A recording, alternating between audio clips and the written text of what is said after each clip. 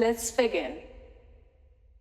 What's up, guys? This is KSHMR, and in this tutorial, I want to talk to you about arrangement. We're going to look at some pop songs, some dance songs, even some hip-hop songs, and show you there are a lot of similarities. What you want to focus on is familiarity. A lot of the times, you want your most important themes to repeat, and then you want to switch things up in subtle ways to create development over the track. But the thing that mostly you want people to be familiar with is something called a chorus.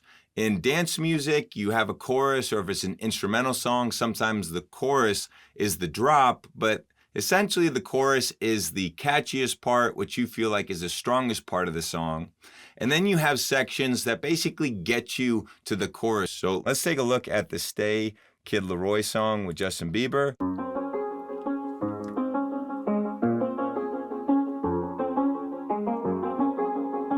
So this is the intro section. I do the same thing. I told you that I never would. I told you I changed, even when I knew I never could. Know that I can't find nobody else as good. This is the chorus. I get drunk, wake up, I'm wasted still. I realize the time that I wasted here. I feel like you can't feel the way I feel. Verse. Now pre-chorus.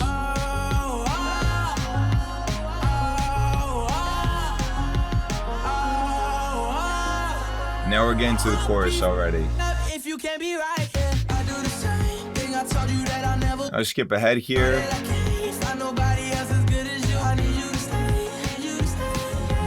You have an intro, and then right away, this chorus that previews the chorus that's gonna come, but it basically lets you know this is the catchy part of the song before you have time to get distracted and move on to the next song. This is the catchy part. Now, let's take a look at another example. This is Dua Lipa, and she starts out her intro with the chorus just the same as the other one. They tease the chorus right in the beginning. So verse.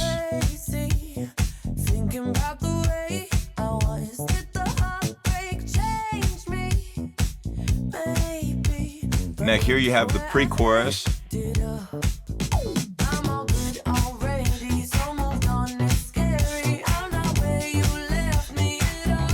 And now the chorus. Then we skip ahead a little bit. They have what I would call a post-chorus. Post-choruses are usually just like a really simple repeating melody section that's easy to sing along to. Don't show up, don't come out. And then you have the verse again. Right off the bat, they're showing what the catchy part is of the song right in the beginning. Then they do a verse, a pre-chorus, which is important. It lets you know that the chorus is coming. So that Dua Lipa song and that Kid Laroi Justin Bieber song is pretty much the same thing. Now, let's take a look at a dance song and see how the same structure is used, but just in a different way. We might have slightly different names for it, but it's essentially the same format. Honest, I still want your hands up on my body. You still make my heart beat fast. Ferrari with me in the wave, but in the morning. And in dance music, you'll notice sometimes there's just a chorus. There's maybe just 4 lines repeating a lot. You still make my heart beat fast. Ferrari with me in the wave, but So they give you the goods, basically. This is the catchy part, and then building up. So you can almost look at the build-up as like our pre-chorus. The drop, which is like our post-hook, I would say.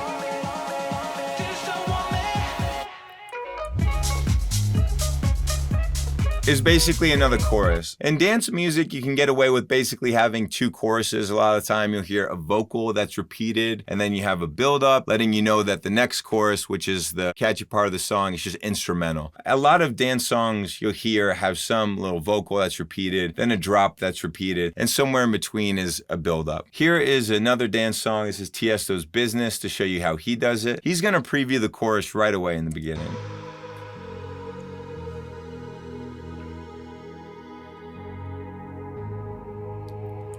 Let's get down to business. So right away, You recognize the song. They're establishing this is the catchy part. This is what we want you to notice. Then it goes into a verse.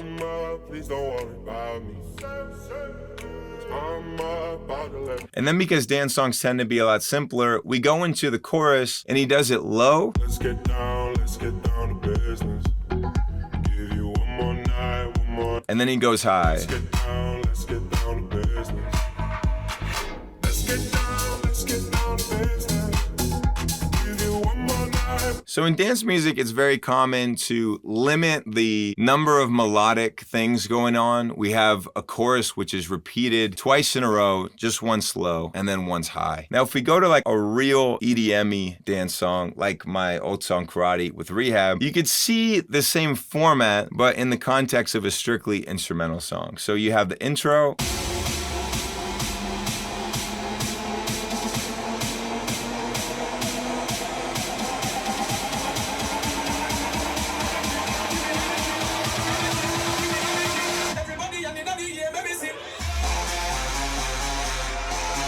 And then I would almost call this the verse. Like if you imagine somebody singing, they're giving you one melody. It's not the main melody, but something to fill up before the big melody comes. And then this is almost like the pre-chorus, the build up to the main melody.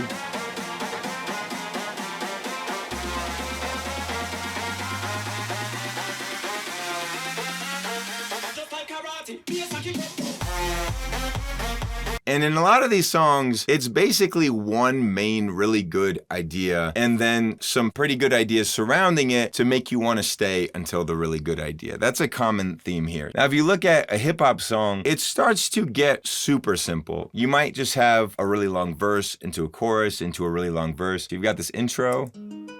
How you pull up, baby? How you pull up? How you pull up? I pull up. Stuff in the kitchen. Let's go.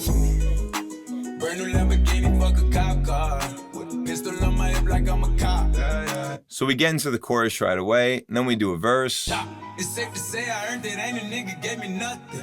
I'm ready to. If we fast forward. Waking up a cold sweats like I got the flu. My daughter a G. She started killing nigga in front of her before the age of 2. And I'd kill another nigga too. If I let another nigga do something to you. You know that don't let nobody tell you different than you love. And then back into the chorus. Let's go. Brand new Lamborghini, fuck a cop car. So in a hip hop song, you're not expecting a lot of the rapper to give you something melodic that melodically leads you into the chorus, but they're still doing things here that resemble a pop song. At least in the production, they're breaking it down. And I'd kill another nigga too. Things get very sparse and minimal before you go back into the chorus. Also, they introduce the chorus right in the beginning. And I think that's an important idea to keep in mind, even if you do a shorter form of your chorus, to put that somewhere in the beginning so very quickly the listener establishes, oh yeah, it's this song, that's the catchy part, I like this song, and then you take them for the ride. Honestly, I'm a little bit surprised that this song had a pre-chorus in it. Solo when the ops called me at the gas station. Had it on me 30,000, thought it was my last day. But they ain't even want no smoke. If I had to choose it, murder would she roll? Let's go. And when I say pre-chorus, I mean just in the production that they do something decidedly different before going back into the chorus. A lot of hip-hop tracks are kind of consistent all the way throughout, but there's definitely some math to it, typically a 16-bar verse and an 8-bar chorus, and that's what you see we have here. So they do 2 verses, 2 choruses, and then they write out. Outro. It's pretty straightforward. We started by looking at the first section. That same section of verse to pre-chorus to chorus oftentimes repeats, usually goes at least twice, and then you get some kind of bridge back into a final chorus. I do the same thing I told you that I never would. We do the chorus right in the beginning, a shorter version of the chorus. If you notice, it's only that long versus the main chorus is that long. We do a verse, pre-chorus, chorus, and then it basically repeats. When I'm away from you, I miss your touch. You're the reason I believe in love. The first verse was really short in this song, so they decided to go twice as long in the second verse. And production-wise, It's been difficult for me to try. I feel like pretty much the same. I know that I can't. But when we get to the second chorus, they do a cool breakdown sort of feel. If you can't be right here, I do knew I never could. Know that I can't find nobody else as good as you. I need you to stay, need you to stay. Yeah. I do the same thing I took. Now, the most important thing here is the melody that they're singing. That chorus melody, if you wrote it on piano, it'd still be a great melody. So what you can do to create some evolution in the song is, okay, let's keep that the same. We know that we want the repetition, but in the production, we do something dramatically different. I do the same thing I told you that I never would. I told you I changed. Melodically, the same elements from the verse to the pre-chorus to the chorus are all just repeating. It basically happens once and then happens again, and then they do an outro and the song's over. So this song actually avoided having a bridge altogether. If we look at Don't Start Now, we do the verse, pre-chorus,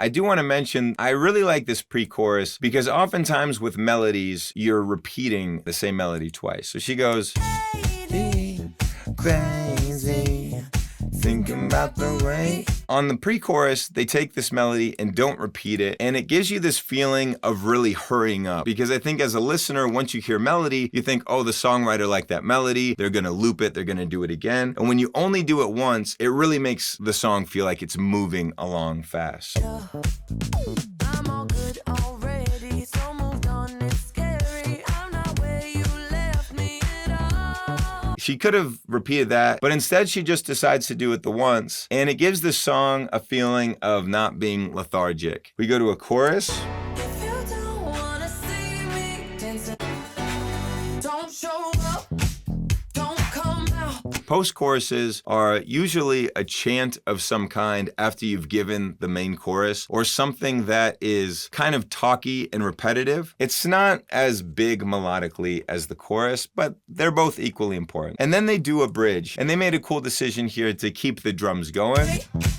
You know how, don't start caring about me now. Get a fun production heavy section.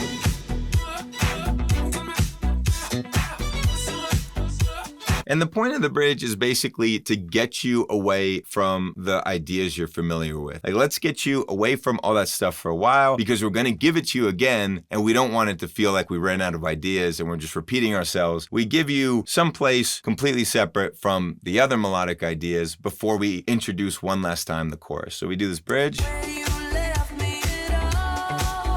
So if you don't wanna see me dancing with somebody, Back to the chorus, and then the post one last time. if you wanna believe that anything could stop me,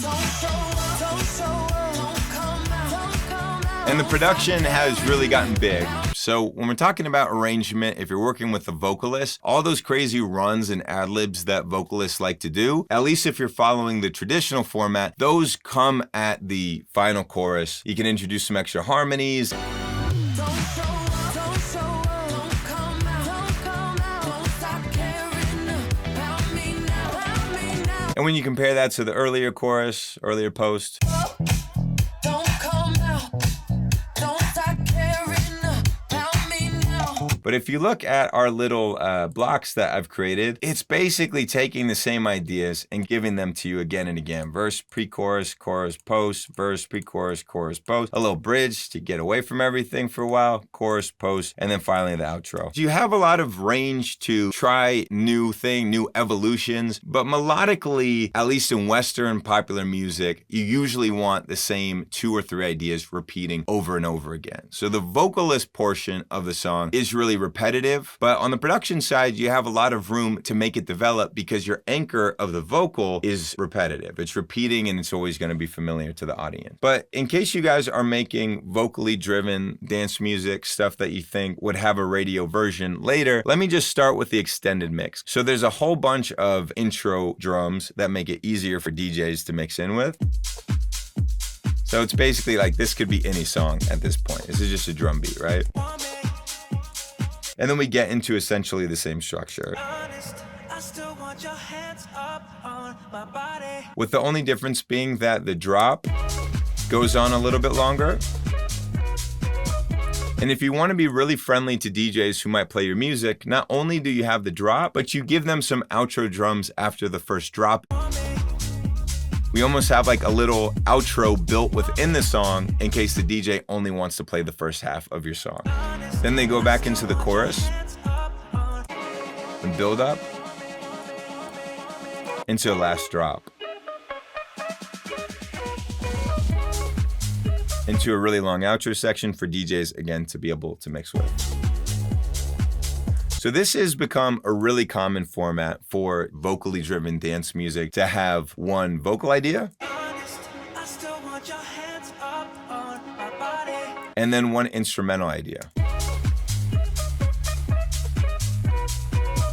And in this case, the guitar and the vocal melody are actually really similar. And in between, you just have build-ups that are carrying you from one idea to the next. You've got these two really important melodic ideas, and you're alternating between them. The next one that we're gonna look at is from Damdala, called Miracle Maker. It's got a really long intro for DJs.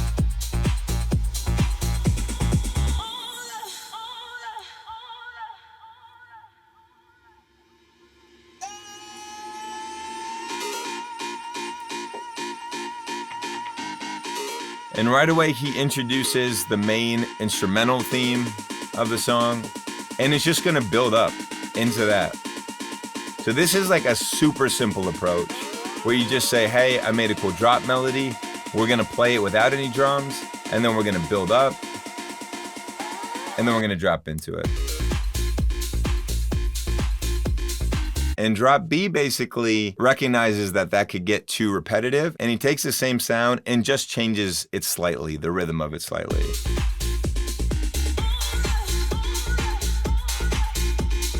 And you can almost look at it like this is another opportunity as a DJ, if you were playing the song, to transition out into the next one. After that, drop B, he goes into the verse.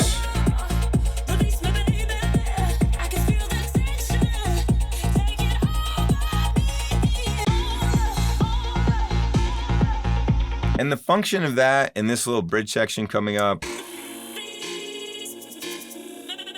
is basically to get you away from the main melodic idea, which is this drop melody.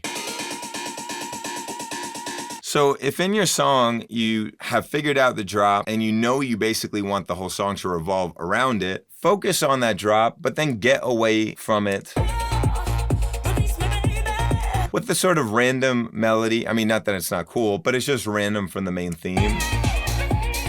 Get away from it for a bit and then come back to it. So that's a common theme that I hope you guys are picking up on, is there's usually one really strong idea that you have, and then you use the other sections to get away from it in a pleasing way that comes back to that main idea that you want to focus on. The next one that we're going to look at is Losing It. And this song uses its simplicity to make a big deal out of just one element getting added, because you're almost in a trance with a limited amount of elements. So when one gets added, it has a really big impact. So here's the intro. So right away, we go into the bass line.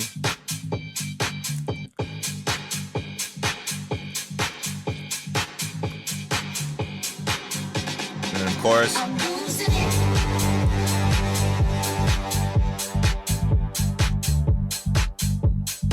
So it's really just this bass line and these drums, right? You got it from the beginning and it was just filtered a bit. And then you get it with full bass, full frequencies. And then after about 16 bars of that, we're just back to building again.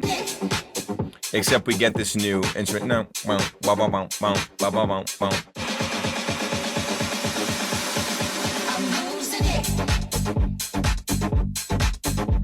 One of the beauties of this song is how it really draws you in to just like two elements at the beginning. You've got the drums and the bass, and they take a whole 32 bars just to introduce that one synth, but it has such a big impact and it's so satisfying when it finally does come in. It kind of goes to show how you set your own rules at the beginning of a song. I don't think people will take your song and compare it to the next song. They'll just listen as a new piece of art, your song, and you can set the rules. We're only going to have drums. We're only going to have this little bit of bass, and you can let that ride for a while with just a little bit of development. And then all of a sudden you bring in just one more sound and it feels like a world of difference. So that's what they did here. About 32 bars in, he introduces that next synth.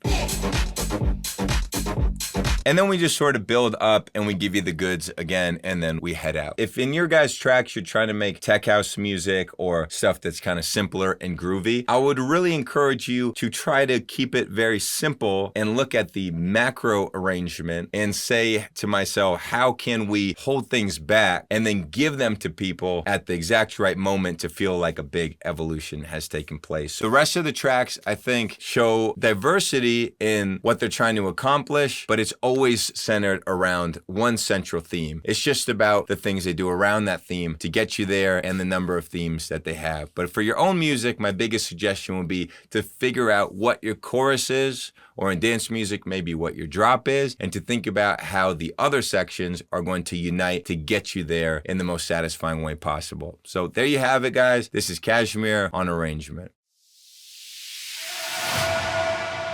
Let's begin.